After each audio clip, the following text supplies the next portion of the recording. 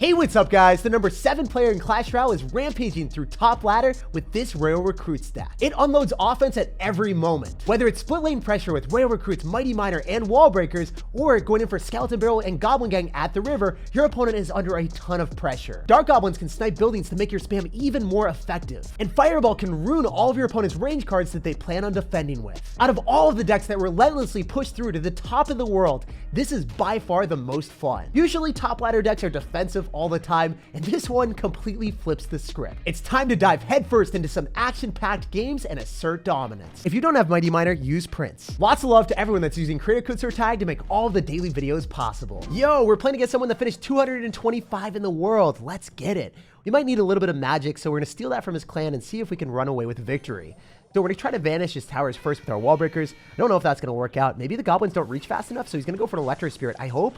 Let's go. Nice damage on the right-hand side, and the goblins on the left is not something that I have to worry about. They do die since there are only a few of them there. We're gonna Fireball, and oh my gosh, let's go! He wasn't ready. He wasn't ready. We obliterated the hunter and those minions, and that worked out so well for me.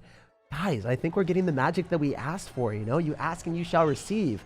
We're gonna go Goblin Gang at the river just to get some extra damage here as well. And we're just gonna consistently pile on the pressure because that's how this deck works.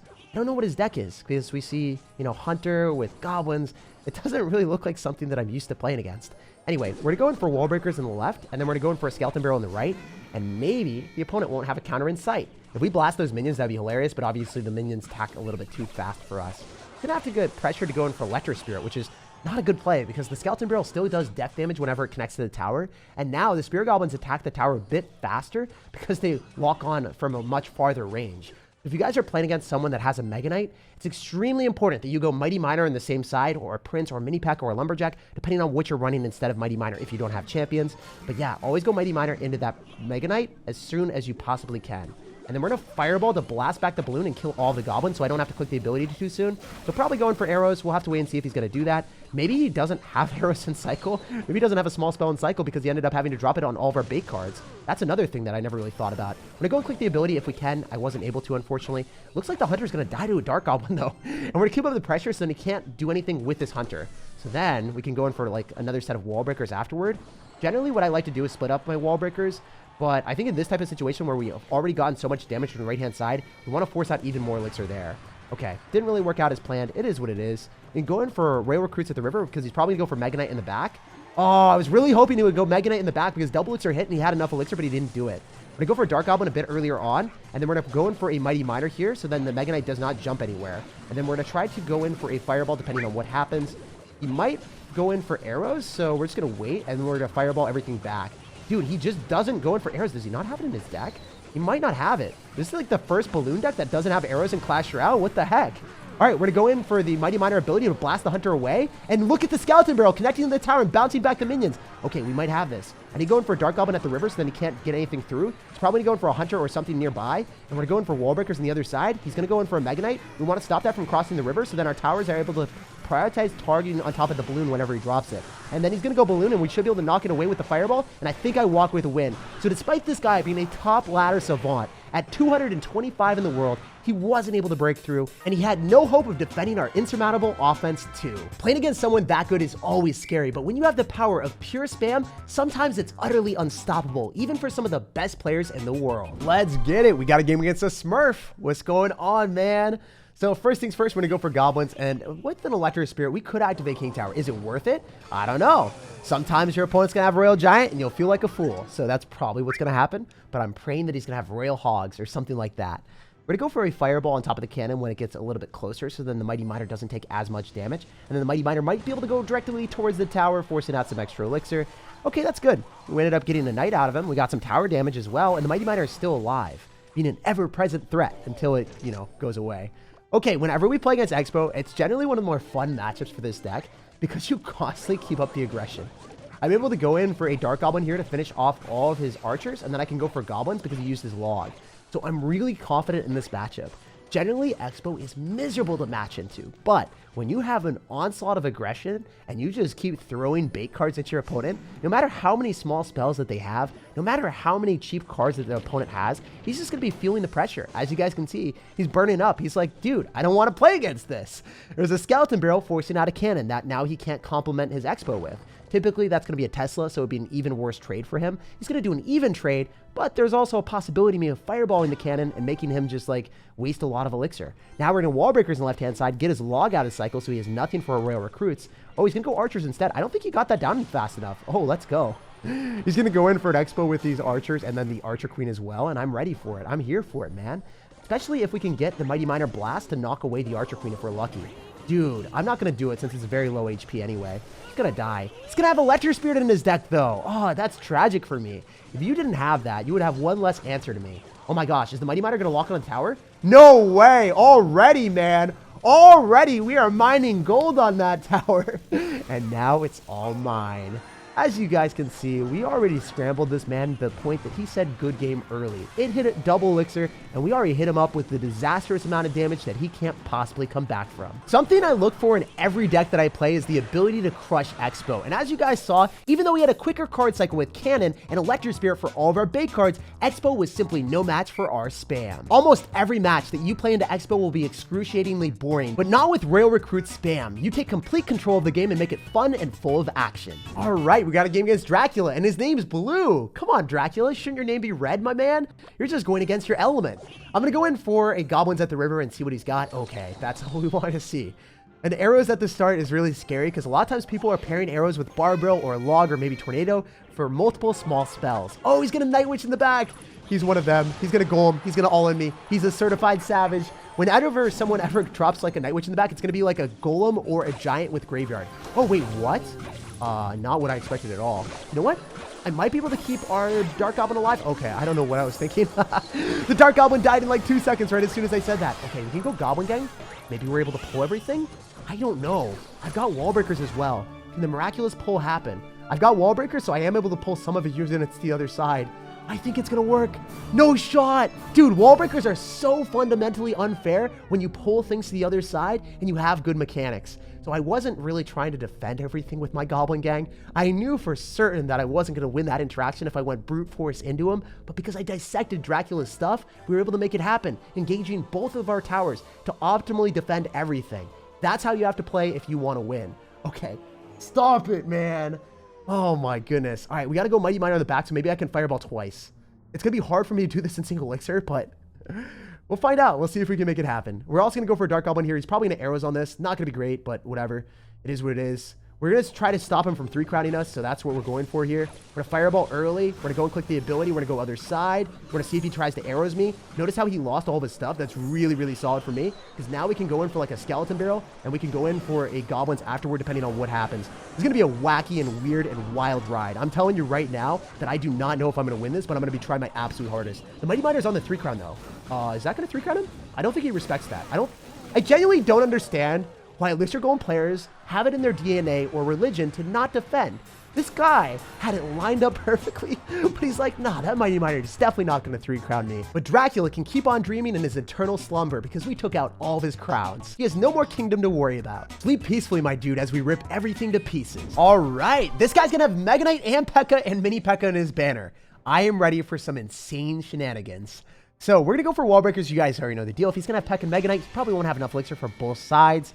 Oh my gosh. He just starts off the game with a P.E.K.K.A. in the back. He is fearless right now.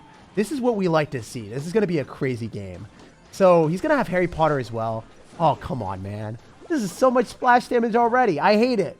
Okay, so if I fireball this, it's not going to work. Oh my goodness. Don't do this to me right now. As long as we kill Harry Potter, I think we're in an okay spot, but I don't know if it's going to happen. I don't think I can. I don't know if the recruit does. Oh my goodness, it doesn't. I have to wait for Harry Potter to lock on my tower, and then I can go Goblin Gang afterward. And the reason why I let it lock on my tower is it would simply shred all of my bait cards. So I need to make sure that the wizard gets, you know, a little bit of shots on my tower. It doesn't really matter, as long as we can finish off the P.E.K.K.A., which would have been a tremendous threat. If that thing got 2 hits on my tower would have been like half done, you know? That wouldn't have been any fun for me at all.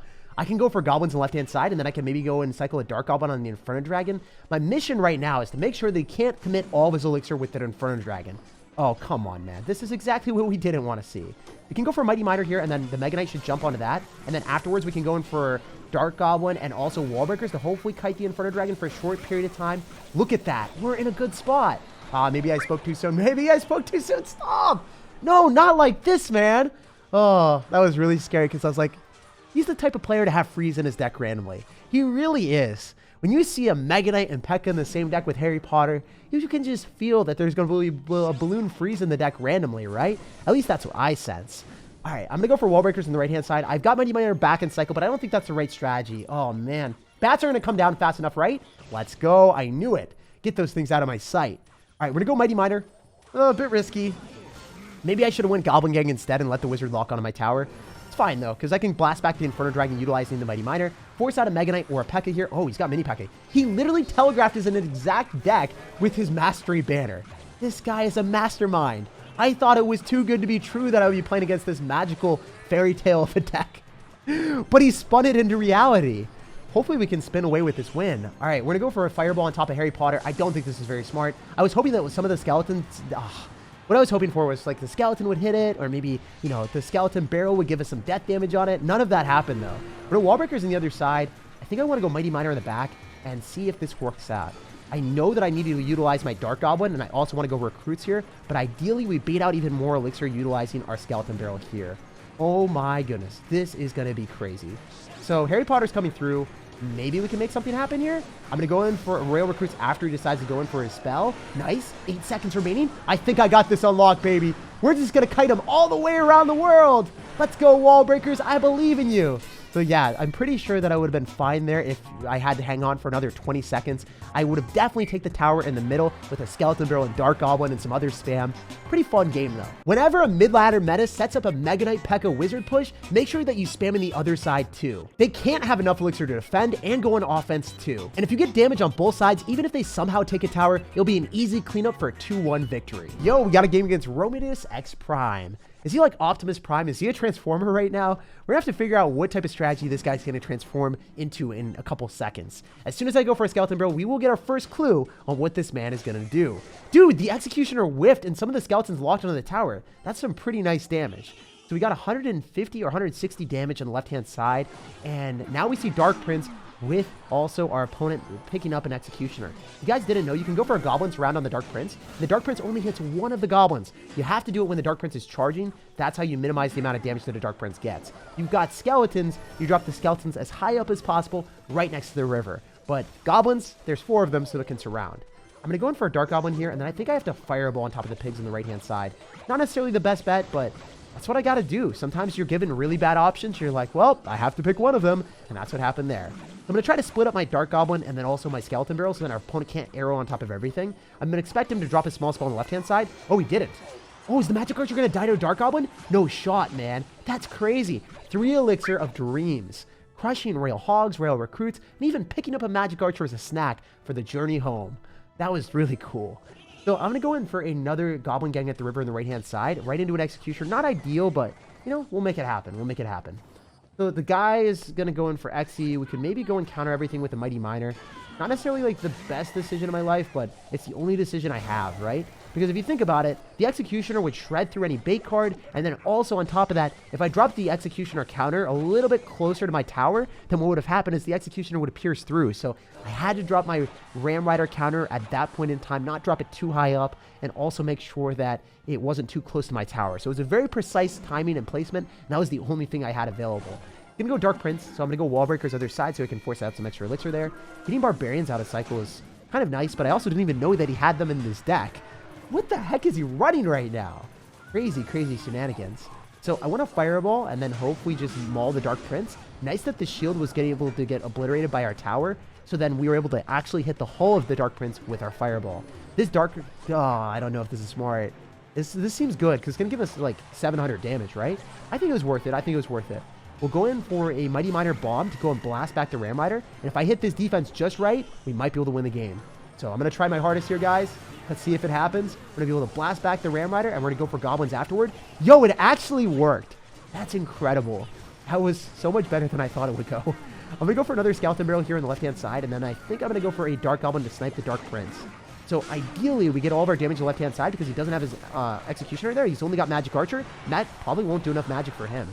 Even if he goes in for Royal Hogs right now, we can go in for Goblins here, and then go in for Wall Breakers on both sides of the Executioner, so then the Executioner is going to get distracted for enough. Ooh, please. We can go for a Skeleton Barrel here again, and maybe if we just don't kill the Cannon Cart, we're going to be in an okay spot. Don't kill the Cannon Cart. Skeleton Barrel, pop on the tower. Come on, give me enough damage here. Let's go. Fireball comes through, and we walk with win. Despite our opponent being in the Devious clan with all of the splash damage for our bait cards, Magic Archer, Executioner, and Dark Prince, it simply wasn't enough. Our Sinister Spam deck prevailed against the Devious Sir. Like, subscribe for more daily videos, and have an amazing rest of your day.